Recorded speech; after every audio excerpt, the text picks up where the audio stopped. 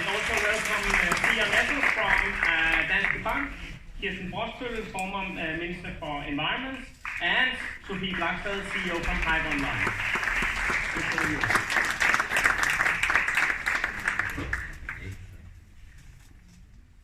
All right.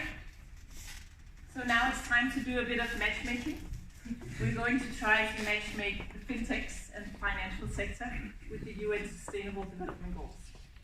Actually, I don't like that we call it the UN goals, because don't let anything that important sit with the UN. It's the goals of you and me. And now the question is, could it also be the new goals for the fintech and financial sector? Anyway, on paper, coming from the non-fintech sector or the financial sector, it just seems like the perfect match, right? You already have these fintech startups running around the bush, trying to give people smartphones with banking universes inside of it because banks are failing them, and that's 2 billion people. That's fairly significant opportunity, right? And then on the other hand, it's not only that one goal about banking and reducing poverty, but it's also an entirely new digital infrastructure, right? That can enable us to innovate how we deliver on the rest of the 16 goals. So could it be a transformational force? Isn't that good of a match, Sophie? Are we now? Because to be honest, when I talk to people, sort of my sustainability nerdy friends, about it, they get mental images when they hear about the Sustainable Development Goals, about windmills or solar cells, and we need to push those into these markets. They don't really get a mental image of a digital wallet. So why should we now think of that digital wallet as the same as a windmill for investors? Or should we? Absolutely we should. So wallets are the new windmills. If we look at the success of M-Pesa in Kenya, which obviously is a relatively low-tech fintech solution, the financial inclusion that has caused and directly led to has enabled communities of micro-businesses, such as the fisherwomen, to make more collective sustainable decisions about how they manage their environment. So there is a fundamental link between the ability of communities to manage and increase their own wealth and to make sustainable decisions about what they do, and multiple studies have proved that. But the second benefits of a digital wallet that's based on blockchain, like the digital wallets that we produce, is that we can also include other elements such as management of reputation. So back to the point you were making earlier about people without identity, there are more people with mobile phones than with electricity, bank accounts, identity, and toilets. So the mobile phone is still the top of that list. So you can provide a facility for managing reputation, managing a store of value, a local store of value, and managing identity without the need for formal government ID or a bank account. And that's something that you couldn't do with a digital banking solution. It's something you can't do with traditional banking. But with the digital solutions that we provide and other companies are starting to provide, including IBM actually, you can start to do this. So that's a great match. I think you made a very, very convincing case. But now the thing is, like Thomas talked about earlier, we are in a bit of a prototype overload, right? So there are quite many prototypes, but are they really scaled? And you are quite scaled in the financial sector, Danske Bank. And now the question is there a prototype? You're not a prototype. But what we've seen in other industries really is for it to scale, we have to have this sustainability leader emerging from within or just coming from outside and scaling massively. So making that case so visible. So like in the automobile industry, right?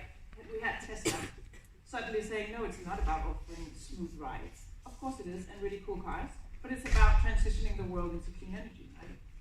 So now the question is, for the bigger ones, where's that Tesla of the financial sector? Is that Danske Bank going to make that big commitment to the Sustainable Development Goals?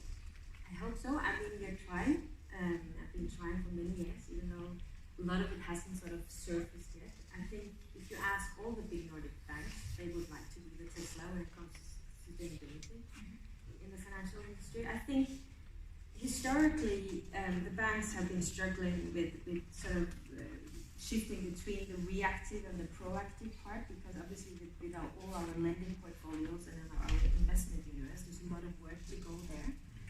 So I represent part of the bank, one of the prototypes, trying to take sort of a different approach to this, like using our network and competencies and our ability to partner with others that knows better than us within this field to make a change. So I think, yes, personally, I think we are doing it in some areas, and then I know that some of our peers and competitors are doing much more in other areas and are doing brilliantly. In order to make it scalable, I think we still need to really think about how we can do that best. And we launched something a couple of weeks back, which really are aiming at scaling startups like Sophie's startup and Divala and a lot of other interesting blockchain-based impact startups coming up in the Nordics. So that's your digital platform. That's our, yes, and we have a digital platform called Plus Impact, where we're sort of matching impact startups or startups that has in the core of their business model to solve one of the SDGs, one or more of the SDGs. Beautiful. And I think, Kirsten, you hold one of the keys to scaling, right? Because just as Tesla needs these recharging stations, a system to keep on going, Sophie needs to be recharged with capital once in a while to keep on going, right?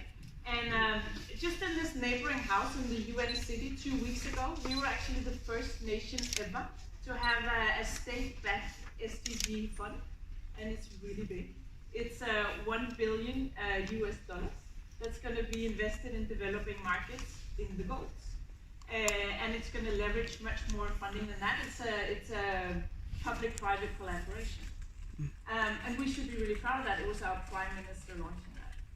Now the problem is, if Sophie or any of the other fintech startups that really are born with an SDG DNA knocks on the door on that fund, it's not far from here, that door will be smacked right back in their face. Because the smallest investment is 25 million DKK. But I talked to one of the investors and he's like, oh, that's way too small. We want to go way above that. So what can we do, Kirsten, to make that system support Sophie and the others that really wants to go out there and deliver on the goal? Well, it's true that there is definitely a gap, as it is, and not only when you look into the SDGs, but in general, I guess in the Danish market, there is a financing gap when it comes to small startups. We've tried to establish several funds to solve that problem. We've got a green fund that looks into green solutions. We've got the growth fund, but there's definitely still something that can be done also from our side, from the political side, to look at how can we support that gap that is still there. So I guess it's, I mean, my own party just proposed a fund also looking into SDG problems where we specifically suggest that we need to look into that gap, so also smaller projects could be covered. Do we have a fintech impact fund in Denmark? Well, I think it's not going to be only fintech, but solutions into the SDGs. So, but looking into startups and smaller solutions that need scaling. But I think it would be broader than fintech, but also fintech. Yeah, great. And Zikry, how does that look in Asia? What is sort of the support system for scaling the impact startups? You have seen so many of them, and how do you support them to scale, and how do you do that in Asia? What can you recommend? I think the whole entrepreneurship scene like in Asia has, well, at least in Southeast Asia, in Singapore and Hong Kong for that matter, is that we're no longer looking at much of the idea. It's more about can the team carry it forward. I think one of the challenges that we face is that because of this whole, I guess it accumulated over time, right? We have incubation from accelerator programs and so forth. I feel like we're actually spoiling these entrepreneurs because you're giving them money and then at the same time, you won't be able to see whether they do have the team to carry it forward. There's a lot of people a lot of them fail, but at the same time, we don't know how to show them what it feels like to go through some kind of like intense failure. How does it, the experience to go through this real roller coaster And at the end of the day, people can just quit and then go back to the corporate world, and at the same time, the idea is still out in the ocean. So, and for us to scale is we're looking at teams now. Like, can they handle the pressure? You know, I think not many people talk about that because everybody likes to talk about all the successful ones, but the ones who are flopping, they're easily discarded. And what do we do after that? And at the same time, the markets. That's another thing. You got to look at right now. Everyone's talking about Indonesia. It's the biggest one right now. Everybody wants to go there. Like Grab, the Malaysian. I'm proud to be Malaysian. So the Malaysian guys bought over Uber for Southeast Asia, and they're going everywhere. And they're just buying off each other. But what does it say about the local startup there? It seems like it's starting to become more monopolized, the way I see it. But what is it with these teams? And are these teams different from an impact startup to a non-impact startup? What are you looking for? I don't think there's any difference because I'm looking more about the grit, the tenacity, how much they really want it. There's so many entrepreneurs out there. People who just trying to be entrepreneurs. I gotta be blunt, man. There's a lot of them. It's to the point where I can call the bullshit. You know what I mean? So, and at the same time, when we give funds, I don't know how it's done here, but back home in our region, we give you $100,000, but at the same time, you find out like the CEO of the startup, he's taking quite a handsome chunk. So these things don't really, and then they can just quit, and then they can forget about it. That's why a lot of our grants and funds are being scrutinized because they don't see where are these companies that we are trying to build. So we spoil them, and it's not about the team, but isn't it about the gender of the team? Because we see that at least if you go to the FinTech lab, many of those impact startups are female founders. I mean, I haven't done any sort of thorough research. I've just looked with my 2 eyes, and it sort of looks very female. And when you go out into impact investing, well, the majority are female. So isn't it also about the gender of the team? Yeah. I think it's always about not necessarily the gender, but the diversity. All successful teams have to have a very good diversity in order to understand the full customers. I just had one comment in relation to the team spoiling part. Yeah, that's where I want to jump. Just because in relation to the research that we did before launching our platform, what we could see these impact startups really also can benefit from is really working around the business models. Because there's so many great ideas to how to solve the SDGs, but what we really need to work on, and I think we all need to work on that together, is how we can help those sustainable business models grow around those kind of solutions that these companies are creating. But back to gender, yeah? That's a hot topic. Yes, yeah. And you have some really good numbers to prove it? I do, yes, because in general, when we look at impact, we can see that actually, I think it's about 60% of the female founders are the ratio in the impact startup space, which is quite high. I think it's down to around 15% when you look at sort of general startups. And what we also can see that, besides in general, that startups overperform if they have more women on the founding team. We can also see that in the developing countries, that they usually fuel into the female small micro entrepreneurs because that just reinvests into society. So there's a lot of sort of benefits in really being very conscious about the gender balance in the teams and who are driving these challenges solutions. And you are one of those, Sophie. So how do we get more of your kind or more of you into these labs? Well, I think role modelling is incredibly important. I regard part of my job as being very visible and showing young women, as we did at the event that you ran, that they do belong in the room. Because it's very easy for a technology leader who doesn't look like all the other technology leaders, whether because they're a woman or because they're an ethnic minority or whatever, just to feel out of place. And we shouldn't underestimate how much impact that has. But I mean, back to the question about why are all these women going into impact, I think we have a holistic view of things, and I also think that there is less expectation that we will just make a lot of money out of technology. And I think that men in particular are expected to just basically, trade Bitcoin net lots of money out of it if they know about the technology, which is a very limited and not impactful thing to do. So I think it's partly about culture, I think it's partly about outlook, also to your point about business models, I come from a deep tech background. I've run infrastructure delivery for 54 countries for a bank, but I've also done business transformation. And I think having that sort of more holistic view is something that women are actually more comfortable with in general, partly because they're not pressurised into this get-rich-quick thing, which men are often, especially on Reddit. So I think it's a complex question, but I think role modelling is critical, and I regard it as my responsibility, all of our responsibility, to show young women that there is a future for them in technology. Great. Yeah, it's a complex question, so it really needs systemic change. So what can policymakers do? What are you doing, Kirsten, to get more women into the startup scene so it can be more impactful?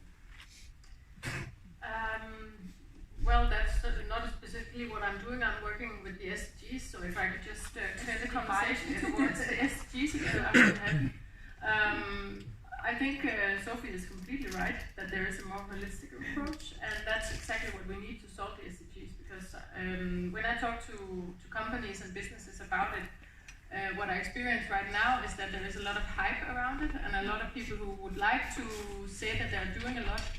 But what I try to say is that you need to look at this as a transformative agenda and not something that you can just stick to what you're already doing. If we are to achieve these goals in 2030, in 12 years, we all have to look at this in the Kennedy way. So ask not what the SDGs can do for you, but what you can do for the SDGs. So how to turn your business around to be something that contributes in a positive way. And if that is to invite more women on board or get more diversity so that you can have this holistic approach to your business. Then I think that's a very good idea and something that you can definitely do. And what do you think? Because I had the pleasure the other day to talk to, it's a fintech scale-up, I would say, in Eastern Africa. It's called Skygarden. It's a Danish one, and it's really doing quite well, but it had to go to Norway to find funding. Yeah, I said in Norway I found people who understood my DNA, that I am about the SDGs. I couldn't find it in Denmark. But it's much more than about funding. When he went to the embassy in Kenya, I wanted to get advice, because he says in these markets they're so complex. He's seen so many machines closed from one day to the next because you make some sort of mistake. They said, yeah, we can advise you, but it's going to cost you $150 an hour. So he's like, okay, I'm just gonna stop that. So what can we do, Kirsten, to equip our system to say, as a state, it's actually important for us to get more impact startups. We want that more than just those that perform on one bottom line, and just the ones that want to make a quick exit and make a lot of money. So how can we better equip our system? Of course, with the funding, the SDG funding, but do you foresee anything that we could do as a state to make it a bit easier? Well, again, I'm not an expert in the regulation in this sector. I was brought here because I'm the chair of the Danish all-party group on the SDGs, and what we're working on is one of the things that we are looking into is how to look at some of the barriers for impact investment and for sustainable investments. So right now we have a regulation which in a way limits the amount of the investments that can go into, for instance, what is still labeled alternative investments, which is so renewable energy or whatever. So it's still like alternative, and we really need to change that mindset and to have to get the cases on the table that shows that this is not to be seen as something alternative. It's completely as good as investment as anything else, and I think we should turn our ship around to look at some of the investments that are now put into the fossil fuel sector as the alternative investment, because they are the ones that are going down and these are the ones that are going up. So I think we need a different mindset, and we need to see to look into how our system is actually being a barrier to what we really want. Zikry, how are you working on that impact mindset? That's what you were talking a bit about. Can you share with us how you can work with that in your team? Well, I mean, it's not like there's a course for it for sure.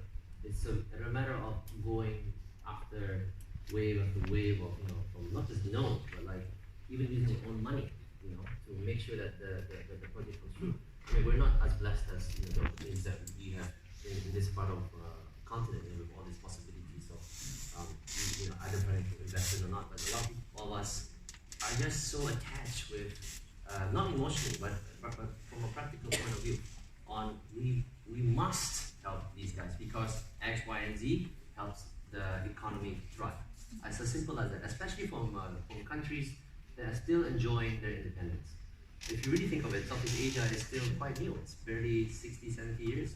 So there's a lot of things that needs to be patched up. Lastly, teams that are more or less coming from the bottom are probably the best way to approach the problem better because they know what's going on. So that's why a lot of things don't work out when there's a top decision coming from the bottom. Because the guys in the bottom, those grassroots initiatives, those startups, they know the type of market they're trying to look into to help. I'd add to that, there's also an ecosystem play which is easier to achieve with grassroots startups. We're working with a lot of different types of sustainability startups in the energy sector, in humanitarian aid, in identity, in water. So there is a whole play there where no one solution is going to solve the problem. And if you're a big monolithic corporate, it's very difficult to address that because of the risk of partnerships and the speed of that, well, the lack of agility. But if you're a collection of relatively small, relatively agile, relatively new players who understand the problems at grassroots level, you have significant opportunity. If I can also add, there's a reason why we believe at Incitement that corporate companies are the leading key players to help the SDG to make it more of that makes more sense. Simply because you guys have the infrastructure, you guys got the resources, you guys got the talent, the mobility. It's far much faster than any IGOs or charity foundation or NGO project that's going out there. So there's a lot of potential here. It's just a matter of, I guess, mindset. Like our MC earlier, she said, those old guys. I understand. I've been talking to many of them. So it's just a matter of just do it and see where it goes. That's how we learn. You know? So Tia, you're one of those big ones that can really scale it. So when is it going to go mainstream in the bank so I can go in and I can make an investment in an SDG investment product? Oh, you cannot stay. Tell me. Okay. I'm not going to dig too much into our sustainable investment products, but we have actually 2 funds that launched in March, I think. Very good ones. But I want to drill back to how we can play a role. Can I do that? Yeah. Because I think that's really important that us big industry corporates, whatever bad you can say about us, really understand that what we can contribute to those SDGs are not necessarily solving them, but actually activating our networks and our partners, because that's the logistics and the infrastructure that we have with those existing traditional business models and customers and clients and whatever. That is where we really can create the real value. And that's actually what we've done with the last initiative that we launched a month ago, without this being like a big advertisement. But what we did is we partnered with someone who really understands startups. That's Rainmaking. They're actually situated here in this house. Went out and really understood the needs of these impact startups.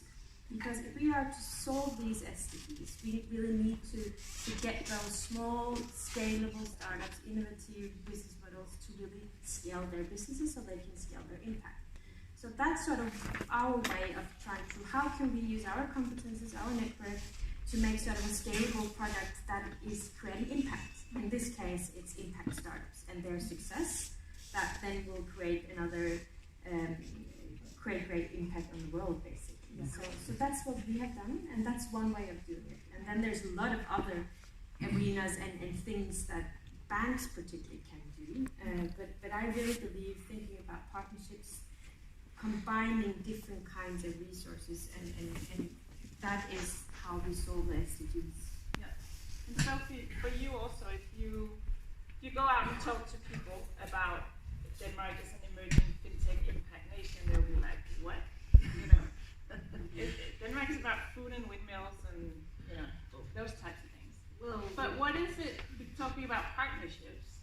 is it you bring to making Denmark maybe a different type of energy or food producing?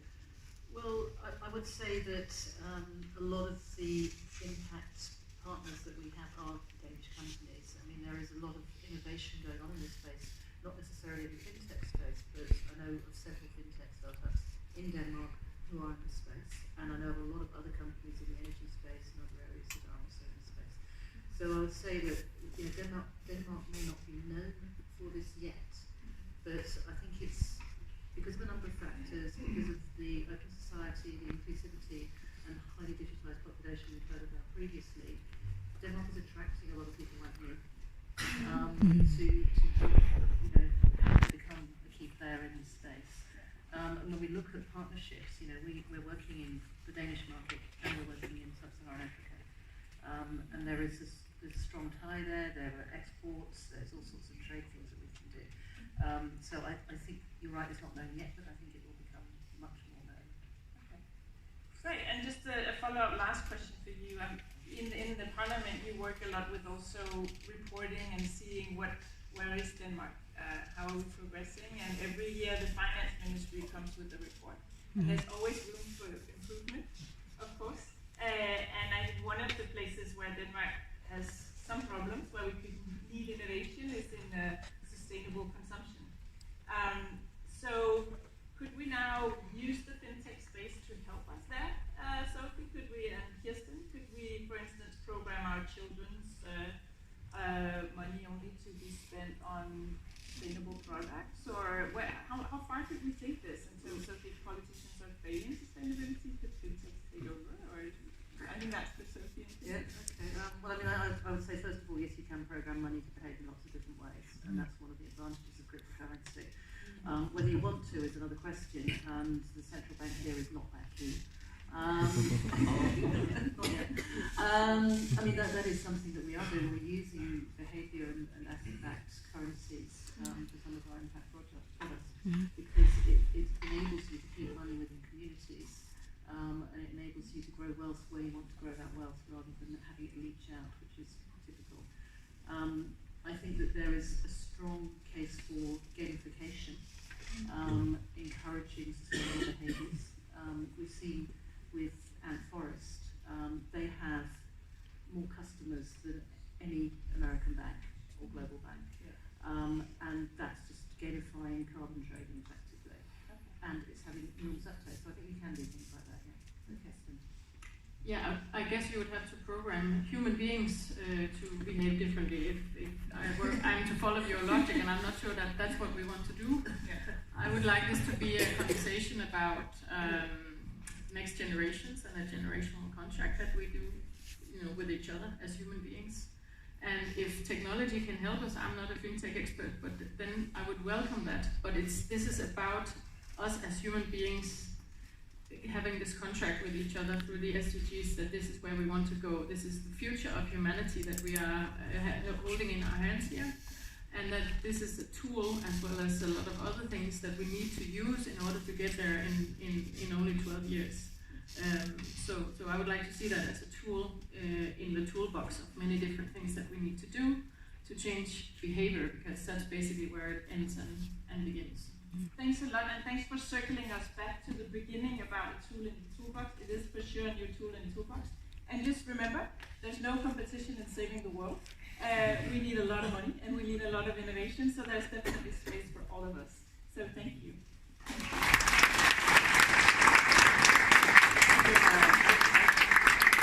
have a question for the panel. SDGs, saving the world, isn't that just an elite sport, or for people who don't have any problems, or what? Will we still be discussing this in 5 years' time, or? Well, I hope we'll solve a lot of it in 5 years' time. I would say that we may view ourselves as a separate elite here in Denmark, but in the US, 7% of people are unbanked. There are people who don't have access to clean water. This isn't just a developing economy problem. The SDGs affect all of us. And I don't know, put your hands, who's got kids? Yeah? We all want a planet where our kids can grow up which is safe and free from danger, free from pollution, all of those things. And that's not going to happen unless we fix these things. So it's a real problem for all of us. Will we fix this in 5 years' time? No, I don't think we will. Will we get anywhere in 5 years? Yes, we will. We have 12 years till 2030. That's the year that we agreed we have to reach all these goals, and I believe it's realistic and within reach. But it definitely takes some commitment here and now. As Marianne said, we just got the report from the Danish government that is basically, in my view, they did what I asked you not to do. They said, what do we already have on our shelves, and they put that in the report, and it doesn't show any changes. We need to look at this as a change agenda and something that needs a basic transformation of our financial systems, of the global economy, the way we run the global economy. So it's not an easy job, and it takes real commitment from world governments and not just on a national level, but international level, if we are to change these mechanisms that has brought us to where we are today, which is not a sustainable path. So it's not an easy job, but it's not elitist. It's about survival of humanity. So it's about all of us as individuals and all of us as countries, as mothers and fathers, as consumers, as politicians, as whatever we do in our professional lives. Thank you. Zikry, in one word, what would be the challenge implementing the SDGs? Just one word. What's the biggest challenge? Mindset, I think. Mindset. Yeah. I mean, we only have one planet. Yeah. That's it. I don't care about going to Mars, whatever. I don't see it. Yes. Mindset. But we have one planet. So that's why that's why we need to put ourselves back to, at this point where this is a survival at the end of the day. Like it or not.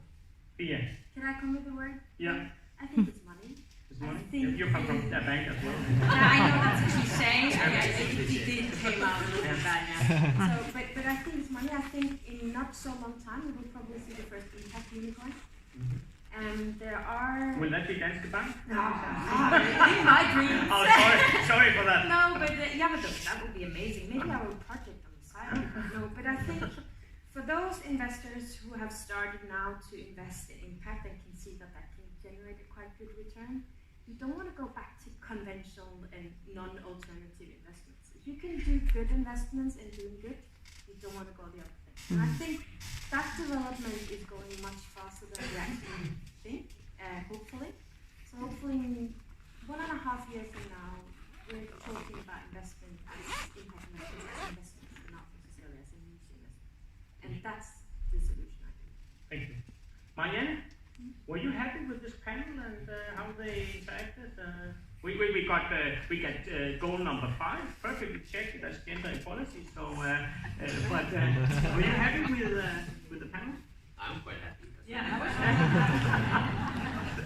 I was really happy with the panel. I think we have a progressive panel, and this is the new economy. This is how it's going to be. I think talking about partnerships, talking about SDG 5, talking about how we can use new exponential technologies to scale that impact. I think those are ingredients that's going to make the magic happen. And I think it's a movement.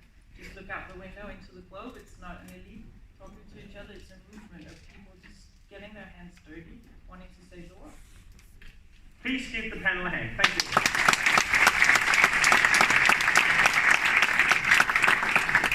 And just before you leave for the coffee break, please welcome